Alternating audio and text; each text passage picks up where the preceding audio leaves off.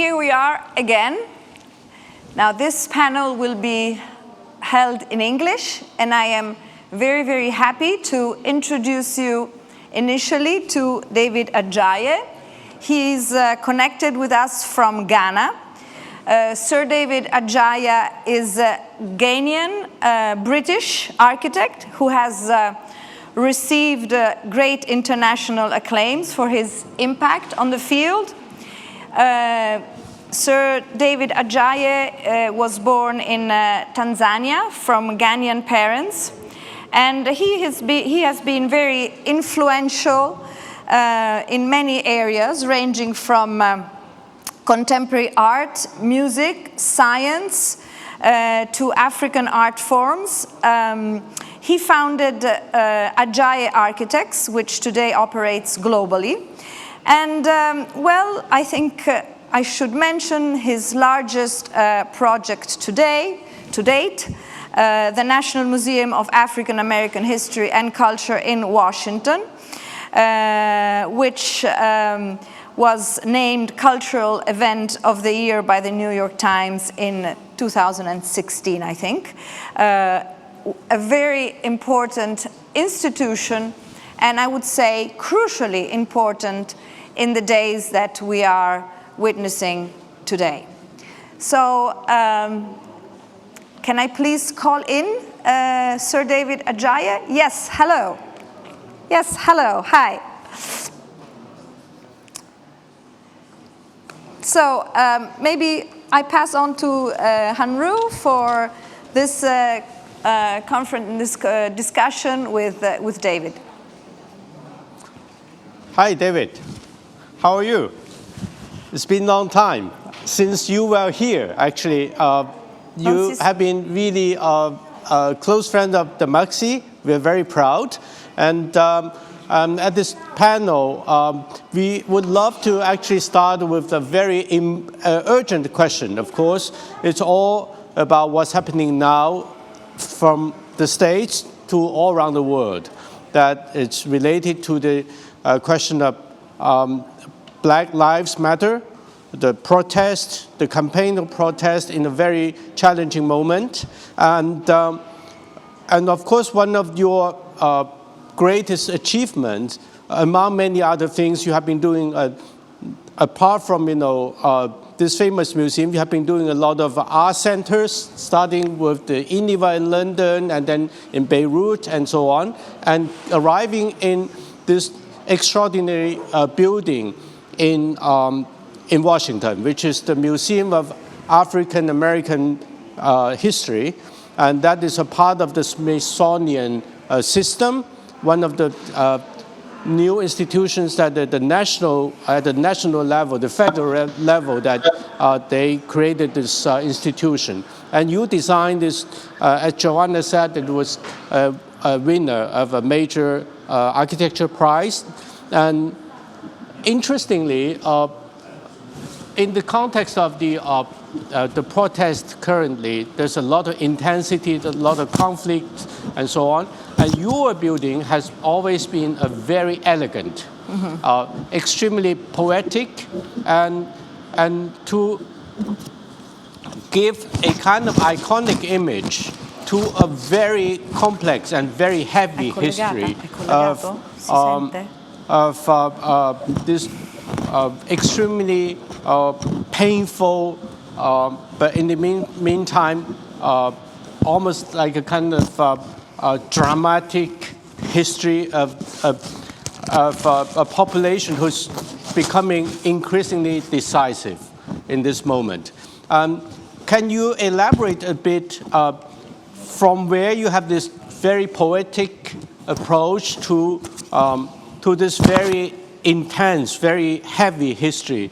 Of course, being a African-origined architect, you must have a very particular kind of personal relations with this history.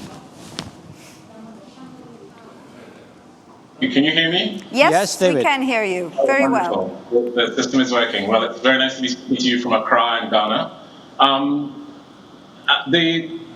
the sort of uprisings that are happening really are, a sort of systematic of a kind of exhaustion, obviously brought on, and the George Floyd incident really became a kind of almost nerve center of a kind of pressure that has been building, I think, and has become no longer able to be silenced at the beginning of the 21st century. As we enter this century, where we move past ideas of isolatedness with the birth of the internet and a more interconnected world, I think that there's just been a yearning for people to be treated as human beings wherever they are, and to move past this idea of a kind of national bubble of hierarchies, that we are on a planet and we all contribute to the civilization called human beings. And it doesn't matter about the coloration of your skin to do with your, where you genetically have come from, but your DNA comes from. So I think that there's just been a kind of extraordinary exhaustion, which George Floyd has sort of been the pressure point for. But I think, when I was doing my project, we started in 2009. It was a competition in 2009. It was completed in 2017, and it was opened by the President Barack Obama just before he left office.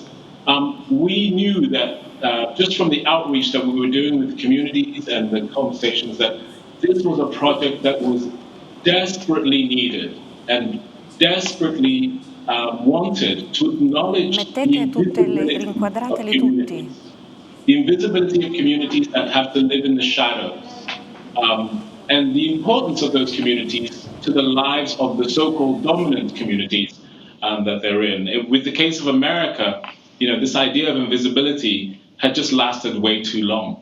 I mean, this museum is a small sort of beginning, and what was interesting is that within no time at all, it became clear they had over 40,000 objects that came not from, buying or all the usual things that museums do, but from the community itself. The community itself had been saving artifacts, objects, and things that they knew that one day would speak to their story. And this is, I'm sure that is in every community around the world that is not the recognizable image of what that nationality is about. And I think that in the 21st century, we have to recognize that we're in a time of geographies, of cultures, of a much more multiplicity rather than singularity of voices. And I think that the future of cultural institutions is to be diverse, or to create more narratives that really allow the kind of explosion of people, the explosion of cities, the explosion of life, to not be arrogant or ignorant anymore about how their cities are made and who contributes to what a city is, but to understand the diversity that creates the great institutions, the great places that we all enjoy around the world. Thank you so much. I think I can call in our conversation now. Marinella Senatore, I think she's already with us. And hi everybody. Hello, ciao Marinella. Ciao. And also I think Blistène is already with us. Bernard Blistène, is he connected? I think he fell down. Well, he's going to be back. So thank you so much. I think we really wanted to go in depth. Also with Marinella in this conversation on, the role of public institutions to overcome that invisibility. I think David Adjaye referred to invisible bodies, invisible histories in the way history is narrated and given to us. I think we feel that a role for these institutions is exactly to do this, and I hope we can have a conversation around this issue, the invisibility of our geopolitical histories as part of the work. Marinella Senatore has done incredible work on this, and here we are connected also with Bernard Blistène, which I welcome very much to the conversation. Yes. Well, I would like to thank you for this invitation. For me, it's fantastic to be here with all of you, actually, because I think we share a lot of common instance and thoughts and vision.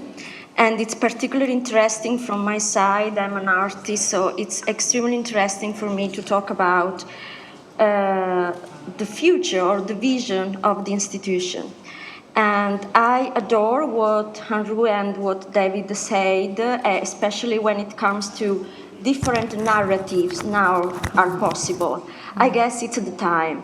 And I guess it's also time for rethinking about our own structures and realize what we can mean. Can you hear me? Can. Okay. Good. What can mean an institution, a cultural institution per se?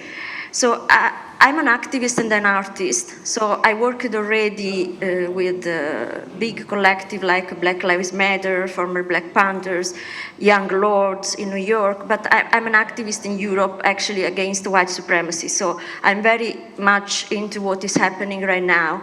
And I think that the difference is not that racism is higher, it's just more visible. Mm-hmm. And maybe the saturation that fortunately the society is reaching, sadly, as consequence of another tragedy, it's now very urgent. It's like the ecosystem, and I think it's also about ecology of affection.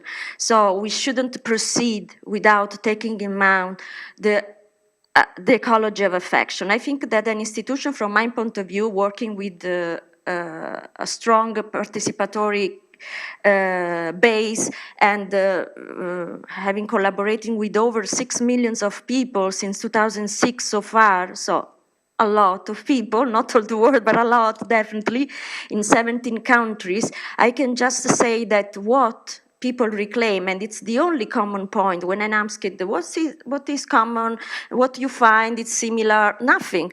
But what I really find is always this urgency for belonging.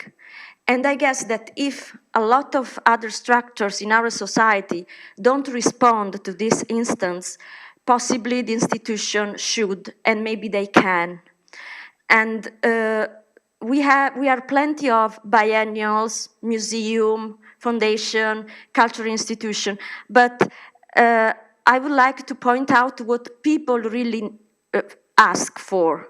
When I approached them, when I heard about other colleagues that work in the same way, they ask to be a new public that is far more asked by institution. So it's also about the institution is asking for people.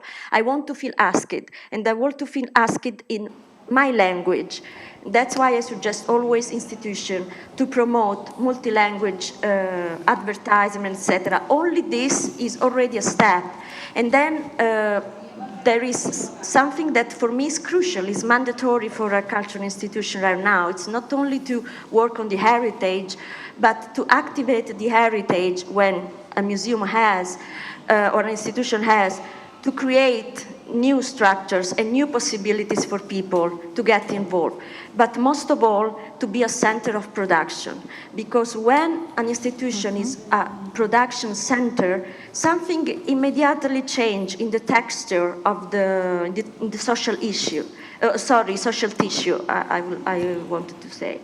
And this is something experienced. We even experienced at Maxi, actually, in 2014, and we saw how so many people found a place for gathering, the concept of bodies in alliance, assembly, and all these very beautiful things must be reality right now, because this pandemic highlighted something very clear, that now the invisible is made visible. And when I talk about invisibility, I have in mind also the relation among humans, this ecology of affection that we should take care of. So a lot of relation and transition among memories, stories, energies, and ideas. The institution should be a place for rethinking and reading again the past, but also to foster new visions. Fantastic. Thank you, Marinella. And I remember that you did a fantastic performance, not only performance, but really collaboration with the community here in the Maxi, and also a couple of years ago we worked together in China, and of course with the Centre Pompidou as well. I guess you have also realized a project with the Centre Pompidou a couple of years ago, I guess. Then we are very happy to have Bernard Blistène, who's the director of the National Museum of the Centre of Modern Art in the Centre Pompidou. Bernard, I think you've started following our conversation a few minutes later than David, but I guess you are very much in the context already, and in this very challenging moment. How do you think of this double possible missions for an institution like the Pompidou to deal with the post-virus COVID situation and the necessity to engage with the diversity in the society?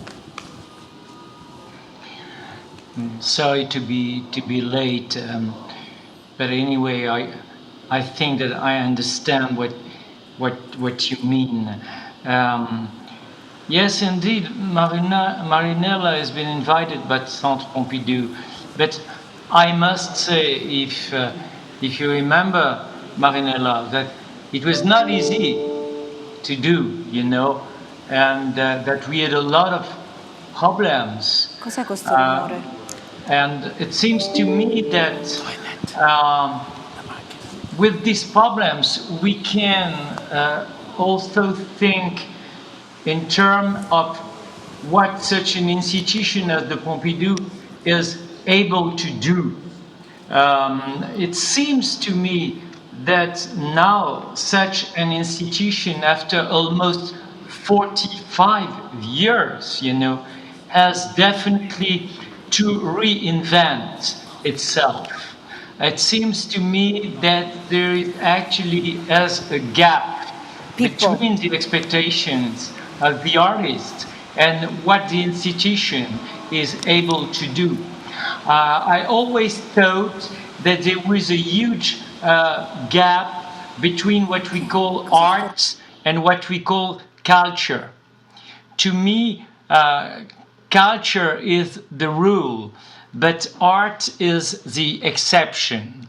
And it's more and more difficult for such an institution as the Pompidou to be involved with art, because of the fact that we are a public institution which welcomes something like 20,000 people a day. And the problem to me is definitely to fight against this normalization, of the art practice. My wish, my expectation has always been for a while to try to find as a balance between, art and culture, but to give to people the possibility to experiment something inside the institution is more and more difficult as an institution, which, as we know, has to be also quite patrimonial. That's why I believe in what Isabelle Stengers, the great Belgian philosopher, wrote when she said that she was expecting an ecology of practices. I do believe also in something else. It reminds me when Jacques Derrida wrote by the end of his life a fantastic book about hospitality. To me, the question is not really to care, but more to be close to the other. And if I remember, Derrida wrote something like hospitality means to be in your own house with the other. And the great challenge is definitely to be in your own place with the other. This is why, to me, the challenge is definitely not anymore to, of course, multiply the exhibition or whatever. Everybody say the same, but to be much more involved with education, to be much more involved in the construction or even the reconstruction of a narrative which is totally in connection with, this idea of hospitality. And let me tell you something. I don't think that it's now time. It has always been time, but unfortunately we've lost something. But in the other way, I do believe that what the French writer Michel Houellebecq has written is in fact truly the brutal truth. The future will be the same in worse. So that's why, we'll have to fight. We really have to fight for and with the artists to resist to both nationalism, to populism, and to this volunteer to adapt art to culture. Art has to be definitely the exception. And this exception cannot be part of, let's say, the global meaning. And must refuse, this global meaning. So this is, maybe the first, expectation which I like to share with you. Can I step into that? Because I thought it would be very interesting to listen to David Adjaye. And so if art has to be an exception, as Bernard Blistène just said, what does architecture need to be in the way that this reconstruction of a narrative, of a way of being in your own place with the other? I think there's a great role for architecture, and I would like to ask you to jump into that. Also remembering that our institution, that Maxi, which is 10 years old, this is our 10th anniversary great marathon, our institution has both these missions embedded in our work. So, David, could you step into that?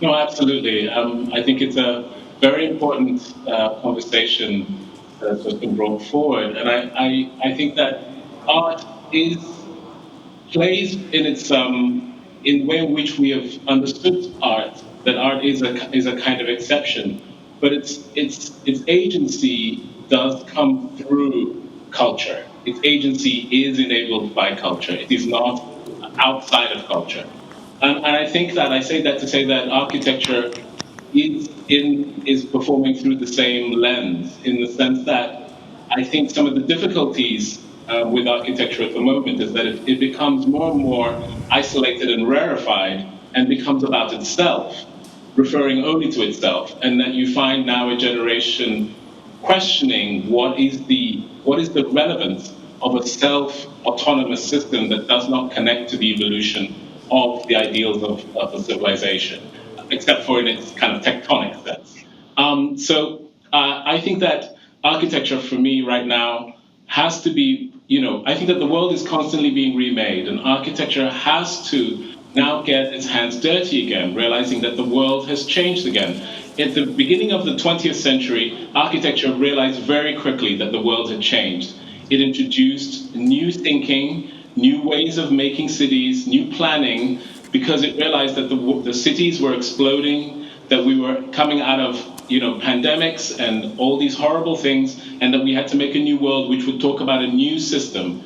And I think that we're at that stage again, where we need to rethink what is required now, how will it work for our communities, and how will it empower the new systems that are around. I mean, I don't want to sort of pander the work. So my work is obsessed with this. For me, it is the critical issue in architecture right now, beyond tectonics. It is It is how to create work that meaningfully engages and populates knowledge in a much more expansive way than in a very limited way.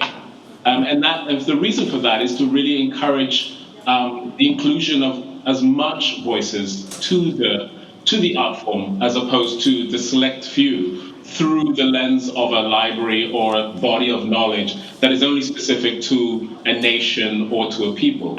That actually we are better when we include many voices into the arena of how we make the world around us, both in the representation of the things we make called art and in the things we make called architecture.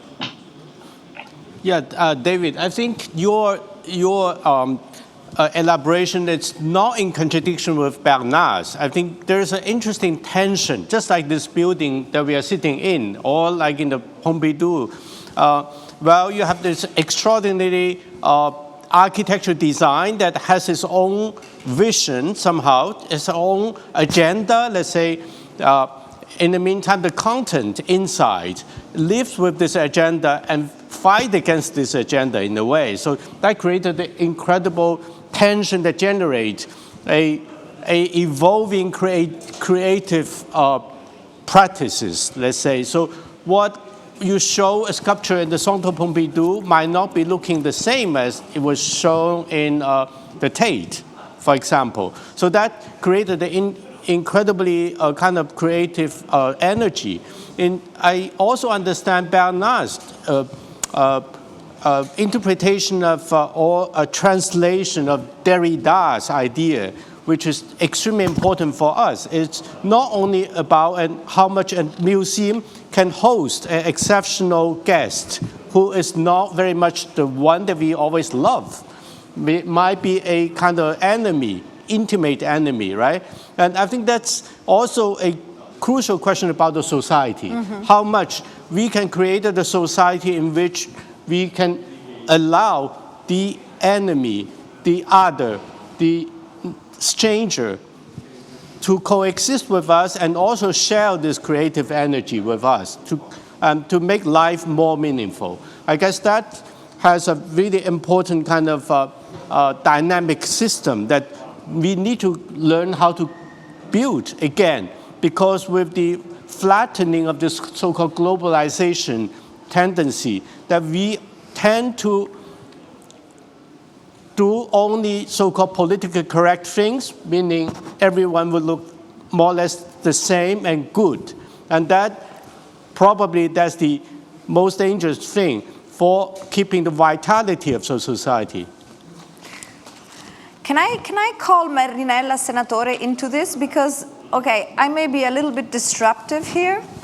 I think that the enemy exists, but it does not exist. I think that we need to put into the conversation, I think it's very interesting what Marinella has witnessed and has experienced.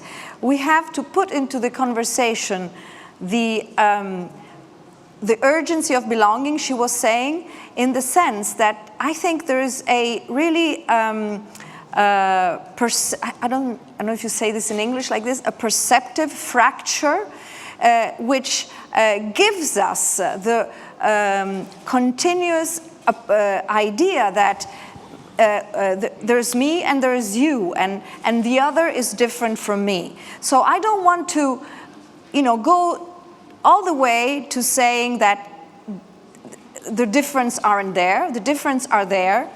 The other is there, but the other is not there. And I think that art, and I think that philosophy, we had a very interesting show lately called the Materia Spirituale dell'Arte, the material spiritual of art, where we engaged with artists in the issue of where is the common spirituality among us. So I think the two things are there, both. We need to belong, we need to be open to the other in institution, and I think that our program has very much worked on that. But we want to, give vocality to conflicts. We don't want to hide conflicts. At the same time, I think there's a need to understand that this way of seeing the world in a dual way, me and the other, is really something which should be, let me use this word, spiritually overcome. I don't know if this makes any sense for Marinella, but I would like... Absolutely, yes. And actually, when I talk about ecology of affection, yes. I talk about coexistence, and as Bernard say, but I can share with you an experience that I had in Dresden, in Germany, where I'm sure you know that the very right-wing party is extremely popular, and actually it was constituted there. A museum like Albertinum, it's a good museum I work with, I was in residence there. It was even sometimes dangerous for me, not German, not from Dresden, having this money for this residence and the shows and everything I did. But I realized how they attacked art more than other aspects of the culture production of the city. And that was extremely interesting, but it's worth to have a long time of developing. Try to involve them to accept that there are different, also creative energy, as Hanru said, and to embrace the conflict, because if we don't embrace the conflict in a creative work, me as artist, I think I have to. I don't know if other artists share this thinking, but definitely I do. And what, David says always things that I feel so dear to me, and but I would like to get into something that Bernard said about the difficulty of the project we did there, and I get that I think it's obvious, and we shouldn't overcome that the protocols of the institution, even the bureaucracy, are limits. But what we have to point out, it's the result on community. Yes. It's the result in such a big museum, and he is right, less exhibition. I totally agree with that. Less exhibition, but such a machine, huge as Pompidou, and I was there, I lived in Paris 3 years, and I was obviously even scared about the size of such a museum that receives so many public every day. But in my opinion, mi dovete dire sì o no. Even in a small scale, even for a portion, even just for one project at year, even just for a section, because for instance the bibliothèque, the library there is fantastic in this engaging and promotion of gathering of people. So I think that as an institution we should rethink to that. And there is also something very interesting that Bernard said that I want to develop a bit in my own thinking and share with you. It's true that the time is and was always, but it's also true that this is an occasion. And how you want to take this occasion, maybe to change something, because there is a bigger attention, and we cannot deny that, a bigger attention on a lot of topics in this moment that maybe in a couple of months will be different, but now there is attention. So maybe this is a good chance. So simply that. But coming back to Germany, I wanted to tell you that I had the neo-Nazi in the project. And it was very, very, very difficult to talk about them as humans with the mutual respect, and it was even very aggressive, but they were invited and they wanted a space. They wanted a space so bad in the project. And we talked about a very difficult topic, which is an instance that I think we should have addressed in that moment, which is the patriotism. Thank you, Marinella. Thank you very much. I think we have to really face this very challenging, very impossible way to deal with that. Maybe, Bernard, you have 1 minute to give us your comments.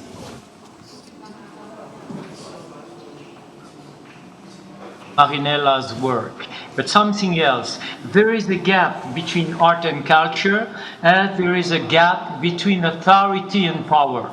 And you know, it reminds me, and I'm just talking in front of David, Shakespeare. You know why? Because in Hamlet, if you remember, we know that the only legitimacy of power is culture. Without culture, power is nothing. Without culture, power cannot exist. And in this dimension, the real crown, which is in Hamlet, is in cardboard. And this is something which we can't miss. But it is, of course, where we have to fight. Thank you so much. Thank you so much. It's been the whole day for us. It's been so incredibly rich. We would like to expand all these conversations more, and hopefully we will. Thank you. You will all be brought back to here and extend your arguments. Yes, please. Thank you very much. Thank you, Bernard Blistène. Thank you, Marinella, Senatore. Thank you, David Adjaye. And now I want to launch the next contribution, anzi passo all'italiano.